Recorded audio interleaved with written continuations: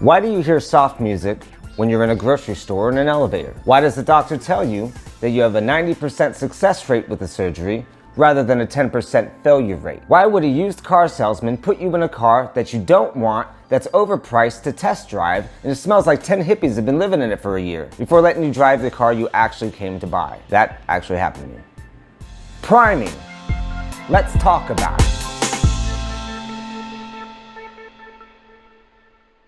A dictionary definition. In psychology, priming is a technique used in which the introduction of one stimulus influences how people respond to a subsequent stimulus. Priming works by activating an association or representation in memory just before another stimulus or task is introduced. Since we're talking about priming, we're also going to want to talk about framing, because these two things go hand in hand.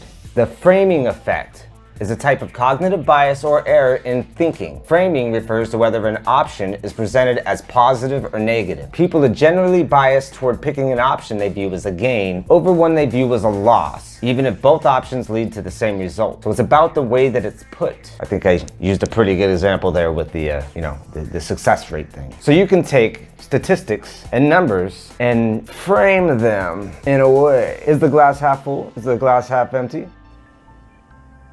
Is this a photo? No, it's not. Let's say you're at work and your boss approaches you and he tells you, I really appreciate that you've been working really hard. You've been an asset. You've been doing really well. I wanted to come to you first with this opportunity if you'd like to earn a little more money. So there are some open hours on Saturday if you'd like to come in and get some overtime. I figured I'd approach you first because you are our best employee. You might be apt to take up the offer. But if your boss approaches you and says something like, hey, we're short-staffed on Saturday, we need somebody to come in on their day off, the chances are you're a lot less likely to take that offer, especially if you have plans.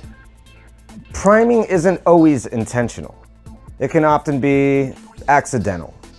So because priming is essentially non-conscious or unconscious thing, you can be primed with no intention at all. I think Freud puts it well when he talked about he was at a restaurant with a colleague and he brought up a professor. His colleague was, oh, it's so funny, I was just thinking of that same professor. But it turned out that as they were talking about the professor, somebody walked out of the bathroom and walked past their table, and it just happened to be somebody who looks just like their professor. So that would be like accidental priming. Or if you ever notice that, you see people drinking together and they're watching UFC, then they end up getting into a fight, probably because they were sitting there talking about, fighting. Refrain from talking about fighting. People are like, I wonder what happened.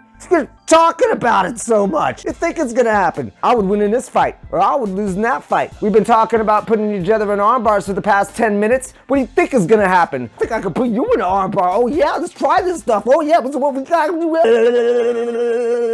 what I'm saying? Why does this always happen? So priming and framing are slightly different, but because they both have kind of an overlap, I think it's relevant to know what they are. Now, when you're going through day-to-day life, in relationships, in interaction with coworkers or friends, not friends, colleagues, at school, at work, at play, at the water pool, at the water park, at the water pool, at the water park, you should be able to recognize when something is set up. And a lot of times it is kind of manipulative. And that's the important part here. So if you're being manipulated, and it's not necessarily bad because you want to be manipulated in a good way, if you use it as a good tool, there's nothing really wrong with it. It's just, you should know about it when it's happening. Next time somebody says something to you, you should understand that everybody has a motive, or everybody's motivated by a certain thing. Anytime somebody brings you information, it's gonna be biased. They're gonna frame it or prime you in one way or another. It's important to know that. That way you know what someone's agenda is. Because in propaganda, when you're watching the news, you're gonna be seeing stuff where they're like, 10 dead from this thing, Another good example here is, the world is safer now really than it's ever been, but you wouldn't know that because they only show the stuff on the news that's crazy. So like people are getting abducted. Imagine how hard it is to like abduct a human being when everybody's got smartphones, GPS and tracking devices on them. Everybody's got cameras on their phones so they witness everything that happens. I mean, back in the freaking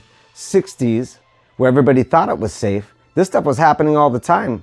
It just didn't make the news all the time because that was before ratings became so big where you would have to post dramatic scenes on the news. And even when you see like bad things happening, often it's easier to solve the cases because there are all these new technologies and things. My point being that you should really pay attention to the way that people are framing things, or that if they're priming you, because more often than not, it's a tactic. Yeah. Now, for those of you that are trying to fall asleep, here is a short essay for you to fall asleep to. Join me in this wonderful essay about priming.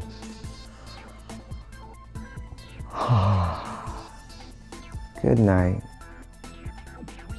Priming is one of the more subtle yet powerful phenomena in psychology, with profound implications for human behavior and decision-making. It occurs when exposure to a particular stimulus influences how we respond to subsequent stimuli, often without conscious awareness.